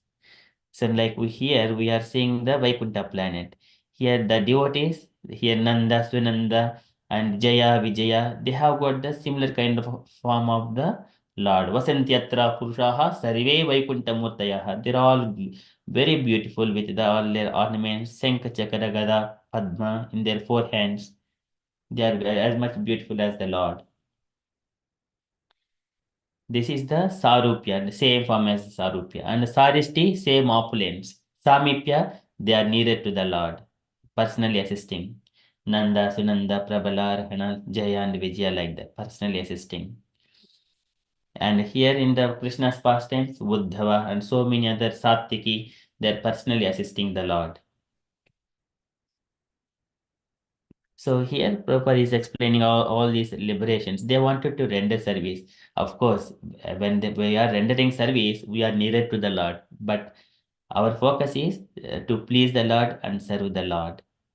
That would include being nearer to the Lord, being having the same form as the Lord, and being in the same planet as the Lord, and Saristi, so same opulence as the Lord. So that includes of everything when we are serving the Lord and pleasing the Lord by our devotional service. So likewise, Bhagavaniti, Brahmeti, Paramatmeti, Bhagavaniti Sabjate. The way the highest realization Bhagavaniti Sabjate is inclusive of the first two levels. That similarly, when we have got the devotional service, all four liberations are already included within that. So here Kumaras are mentioning na atyantikam viganiyanti apite prasadam kimonyat arpita bhayam bhravannayeste yengatudingiri sarana bhavata katayaha ketanyate desisa kushalarthajnaha. That is the bhavataha katayaha. So this is so they are concerned only with the glorifying the Supreme Lord and with auspicious activities. So that means when we are doing this one, all these liberations are also very insignificant. So this is the important things because it will give activity means it needs the time and effort and the desire and many other things. So that way we please the Lord.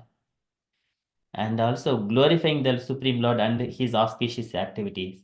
Their personally pure devotional service is Shravanam and Kirtanam.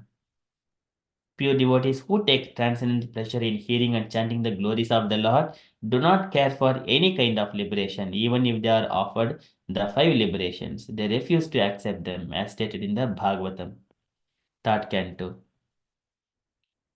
That Kapil Bhagavan also mentions that one. So, but devotees reject such material pleasure. And what is this? And materialistic persons aspire for the sense enjoyment of themselves pleasure in the heavenly kingdom, but devotees reject such material pleasure. This is kutonyat kal viplitam. They are very temporary. The material senses, if we try to please any sense, that sense in due course of time, it will be dead. The body will be dead. Senses will be dead. But sense objects will be carried by the soul, the mind, the material senses, sense objections. So it will take another body to experience those sense pleasures. But devotees who doesn't take material sense pleasure in the material senses, and they wanted to serve. They want very long eternal body, eternal life. They wanted a good throat to speak about the glories of the Lord, and their body should not be deteriorated. And they wanted to have a spiritual body as well once they relieve from this material body to associate with the Lord. Because the Lord is transcendental body, so if to render service to the Lord, we must also be minimally qualified to become with the Lord as similar qualities as the Lord. Minimum, that is the minimum qualification. On top of that, we need to have a desire. What kind of the service I have to take in the devotional service? That is further depends on the mood a devotee associate with the Lord.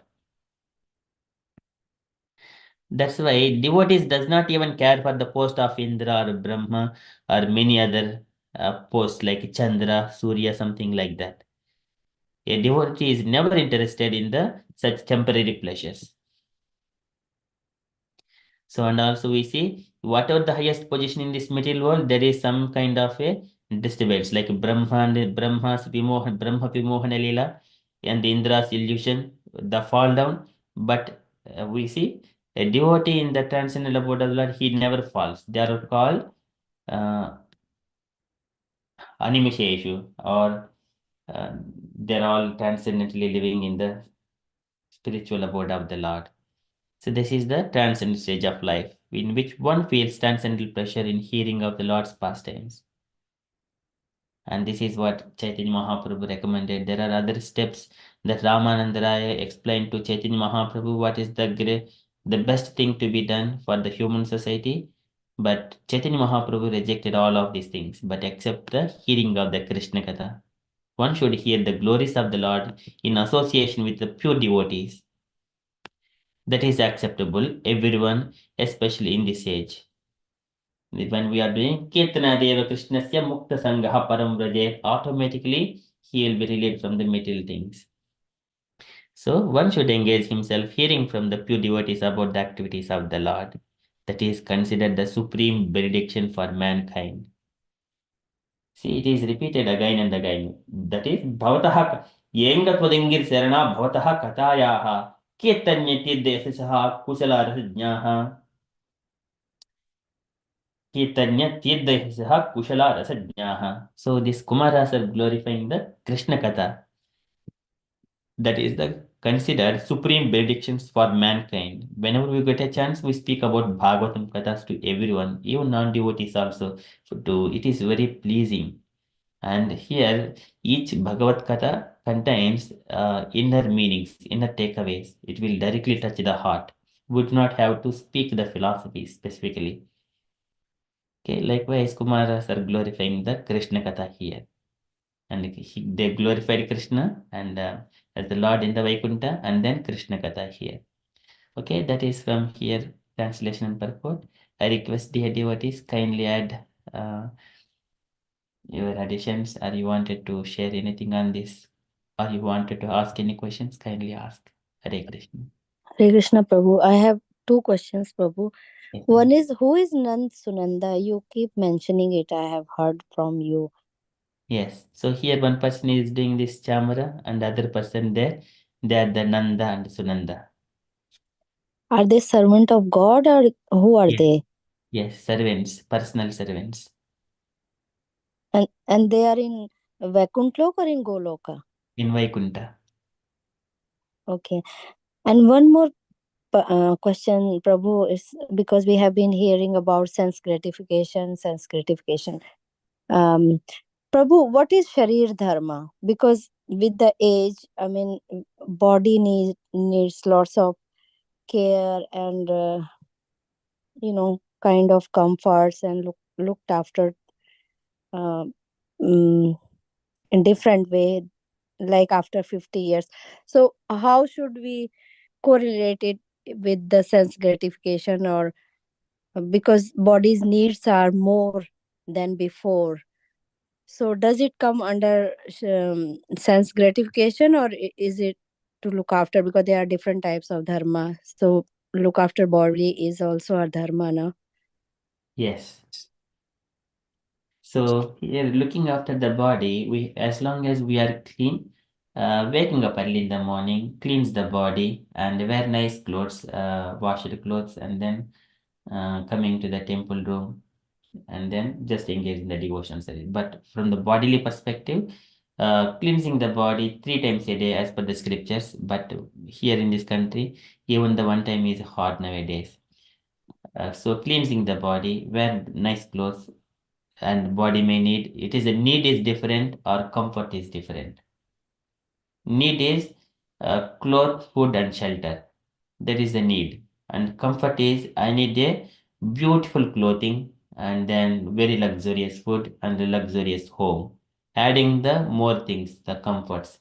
That is called luxurious things. That is called sense gratification. Minimum things, body needs sufficient food, sufficient water, and sufficient protection to protect from the heat and cold, and sufficient clothes to cover the body.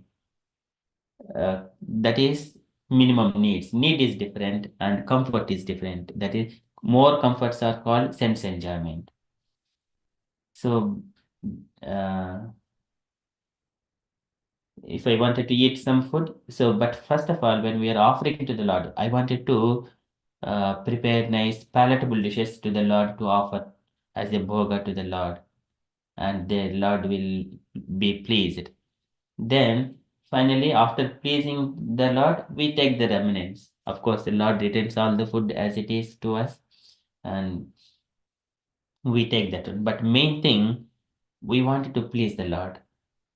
That is the main thing. And we eat the food so that body will be nourished, so we can engage ourselves in the devotional service without interruptions. That is yuktahar viharasya yukta chestasya karmasu yukta swapnavbodhasya yogo bhavati dukkha. When we engage with the limited food and limited sleep, I mean as much as needed, not too less, not too much. And that is yukta ahara vihara. Even the roaming also.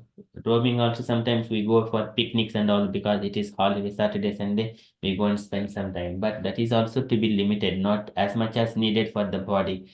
Like kind of walking is required to maintain the body, at least to fit. But devotees, even they do not care about walking, who are completely devoted. They stick into the Bhagavatam and Krishna Katha like that, going to the temple and service. So that is limited, eating food and sleeping and roaming. So these are minimum required, maintaining the body. It is not sense gratification. It is the minimum needs. Okay, thank you, Prabhu. Thank you, Mataji. Any other additions, questions, or you wanted to share anything?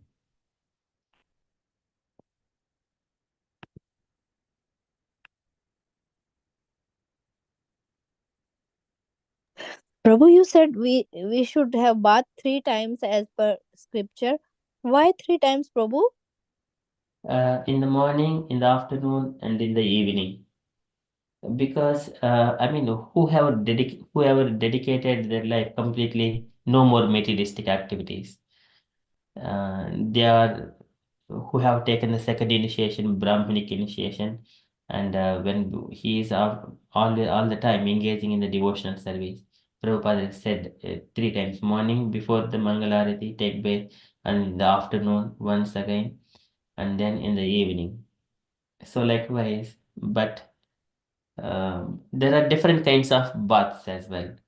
One is the full bath, the head bath, and that is talasnana. And then, except the head, and we take bath and cleanse the body. That is second level. Third level is sometimes only washing the face and hands and legs. That is another level. And then, even it is not possible, sprinkling the water on the head and calling, mentioning that Gange Yamuna Chaiva Godavari Saraswati Narmade Sindhu Kaveri Jalesmin Sanidam Kuru. That is also sprinkling. It is kind of a very quick bath because based on the time and circumstances, time, place, circumstances. Yeah, because I was reading in Prabhupada's book when he left Butler from Mr. Agarwal's house. Mr. Agarwal, he gave him some coins because he knew that Prabhupada has to take bath 2-3 times in a day, and he taught him how to use the coins in the public toilet when to go for the shower, and when he was traveling to New York from Pennsylvania. So that's what I was thinking. Why Prabhupada had to take, because it was cold winter and he was taking bath in the public toilets. Yes, this cold water, it would, as soon as we take cold bath, it would minimize the needs of the body automatically.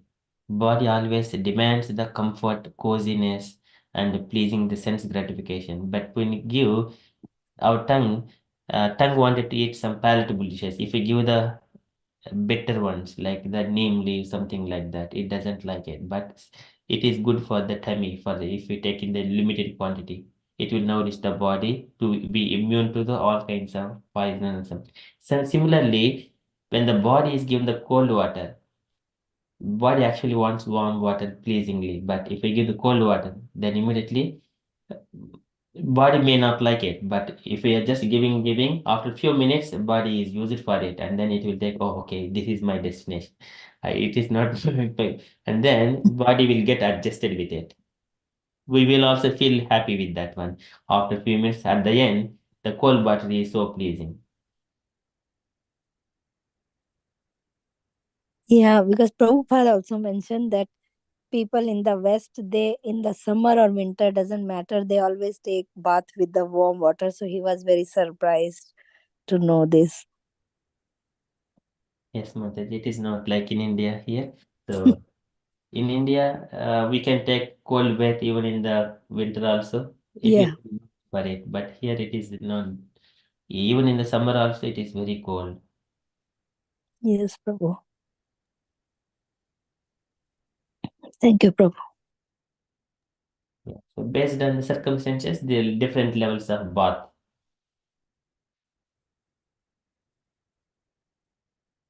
Okay. Thank you, Mataji. Any other questions or additions you wanted to add to this? Hare Krishna Mataji, like I think the other thing is if you just bath in cold water, like I have tried that, especially when I was living in India and then obviously waking up really early. And you have, I think the other thing is you have to think about your health as well. Like if you know, like it actually, cold water just literally wakes you up and it's good for the immune system. But some people normally, if your immune system is weak and stuff, not weak, but if it's not as strong as other people's, then sometimes you'll catch a cold quickly and you'll get, then the cold turns into something else and something else. So I think you have to like think about it from a health perspective as well. Yeah, you are right, Mataji. That's why I was asking Prabhu, Sharir Dharma, because we have to look after our body also, and but it should not be considered as a sense gratification. Like I cannot tolerate cold water at all. Now, even in summer, when I go to India, in Delhi is so hot, and if I try to have shower with the cold water, I can't because I shiver and I don't know how many problems I have. So I have to have a lukewarm water always. So that is my body. It's so weak now. I don't know. Yeah, like you have to like gradually, you can do it gradually, but like obviously you wouldn't if it's a health, like Yeah, because it's understood. so But hot yeah. in India. I mean, if it's Delhi as well, I mean, the temperature is like 50 degrees there in the summer. I mean, it's hot. Okay, thank you, Mataji. Yeah, understood. Okay, Mataji. Okay, so now we are a few minutes past 8 o'clock. So, dear devotees, if you have got any questions, kindly share, or any additions you wanted to add, please add to this Bhagavatam.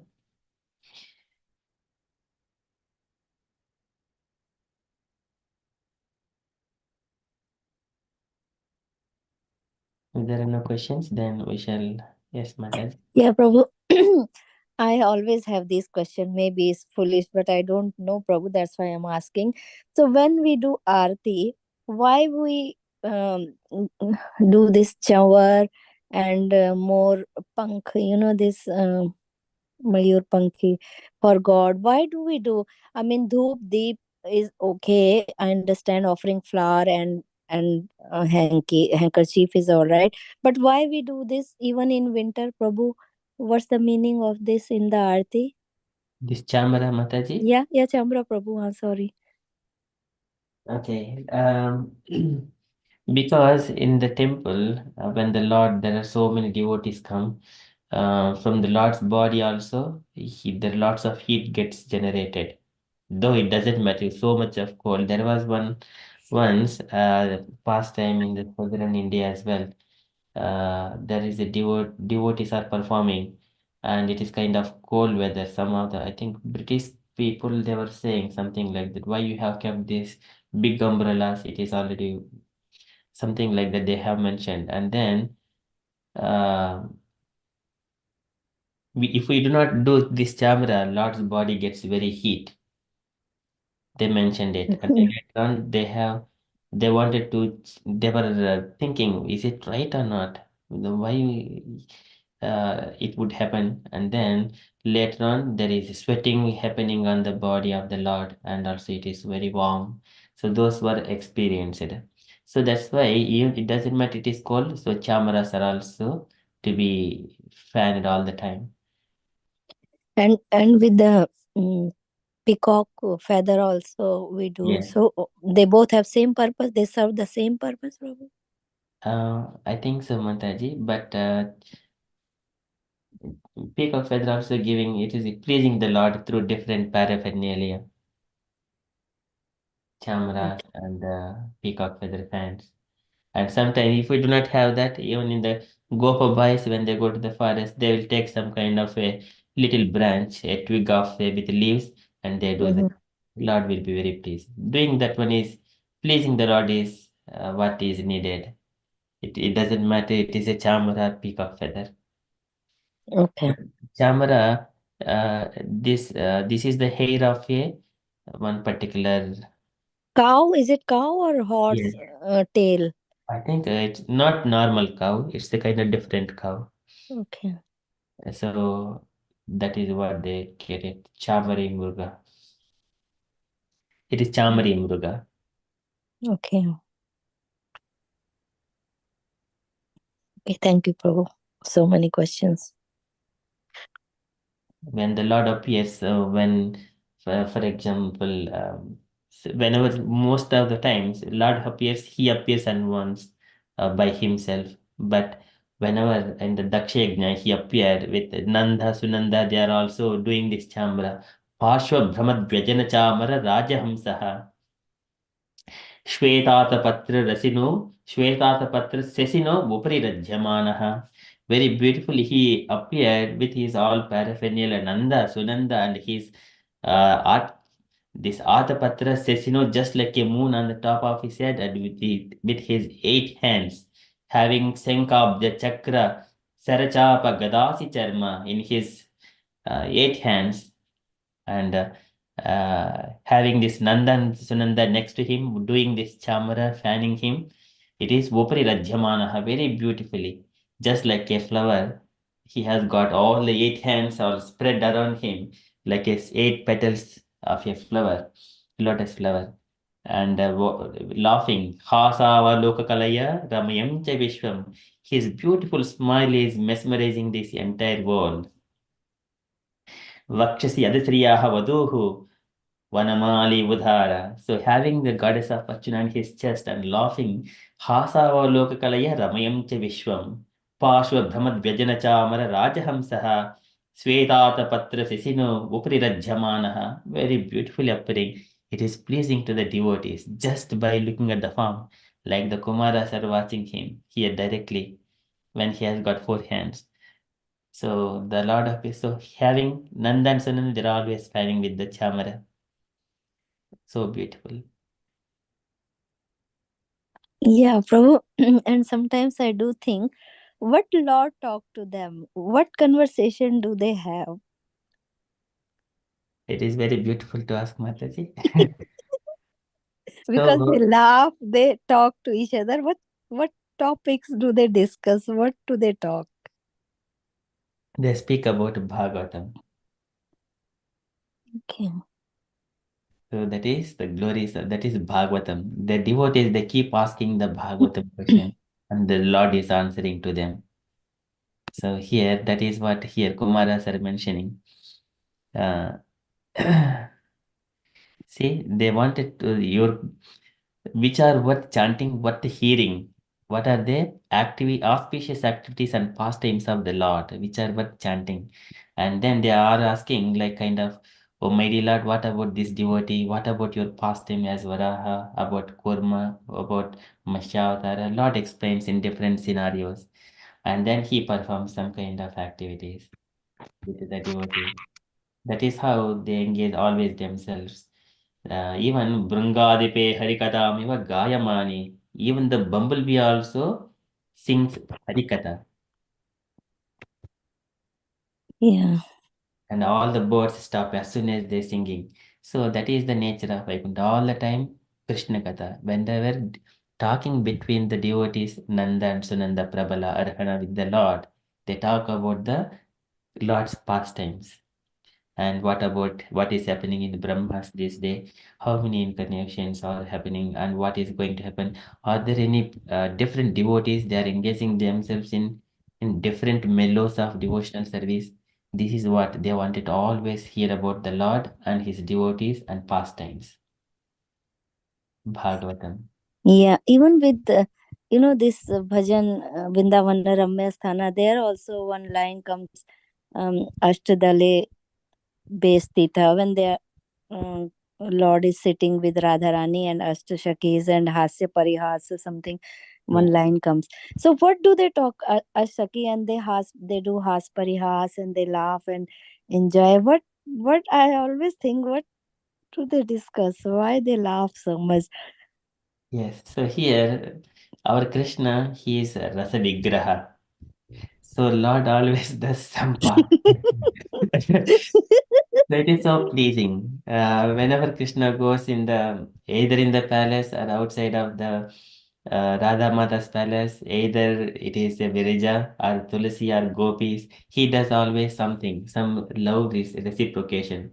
But it is according to the devotees, devotee heart of the devotees. For example, the Virija wanted to have association with Krishna. Immediately, Krishna wanted to fulfill her desire. And Tulsi wanted to have association and a close relationship with Krishna. And Lord wanted to fulfill her desire. And so for I have got a desire. Lord will fulfill some kind of, in some way or other, the way I wanted to fulfill my desire. So the Lord reciprocates. So, but we think that Krishna is doing, but it is devotees are hankering for Krishna. And Krishna, but whenever Krishna is doing, here Radha Mata is in some way or other, some way in a silkiness, she gets angry, and then some other pastime happens. Yeah. So here the main thing is the devotees decide how they wanted to reciprocate with the Lord when they are desiring, and immediately Krishna performs one act, one activity. Okay. And here, for example, in the Vaikunta, so one side, when Lakshmi Devi was entering into the Vaikunta, Jaya and Vijaya, they are thinking, let Lord sleep peacefully in the palace. We do not disturb. So at the time they have stopped Lakshmi Devi as well. So here the devotee's desire is let the Lord sleep peacefully. That is one thing. And Lakshmi Devi wanted to enter into the palace and do the massage. That is her desire. And so at the time when they have stopped here, and Lakshmi Devi foretold that this Jaya and Vijay will be cursed in the future by someone, and they will be going out of the Vaikunta. So because her desire, and here the desire of the devotees, because they make the pastimes with the Lord, and then Lord appears and um, reconcile the entire situation. And then for that, the Kumaras also, they do not have any material desires. Cheru Vihas Lokan Vikateshu what is that one? Mansami Sutayushmat Purvajaha Sanakadaya Cheru Vihasa Lokan Lokeshu Vikataspruhaha. So when they are coming, so wandering around the material and spiritual worlds, one day they wanted to Tayekada Bhagavato Vaikuntasya Amalatmanaha. They want to come to the Vaikuntas to see the Lord on one day. And then through these Kumaras, at the time they have stopped similar to the Lakshmi Devi. And then, but Kumaras, they are Brahmanas. And they who knows Viditatma Tattvan, Dasardhavaiso Viditatma Tattvan. They know all the Atma Tattva. So by speaking all the philosophy, are you the people to be fit to be stay in the Vaikunta? Of course, they are doing their duty so that not to allow any strangers enter into the palace. That too, especially the Kumaras are naked as 5 years old boys. So but they do not know about the Kumaras before. But as soon as they were stopped, Kumaras were stopped there. Immediately Kumaras spoke some philosophy and they were have cursed them. And immediately they came to their senses and then they fall down on their lotus feet of the Kumaras. And then Lord has appeared. So this why we are describing this Vaikunta description, this pastime, it is the source for the Ramayana and source for Varaha Avatara, that is to kill the Hiranyaksha, and also Narsimha Avatara to kill Hiranyakashipu, and Ravanasar Kumbhakarna, that is Rama Avatara, and Sispala and Dantavakara, that is for the Krishna's appearance. And then these are the pastimes, and also so many other pastimes and incarnations are linked to this particular event.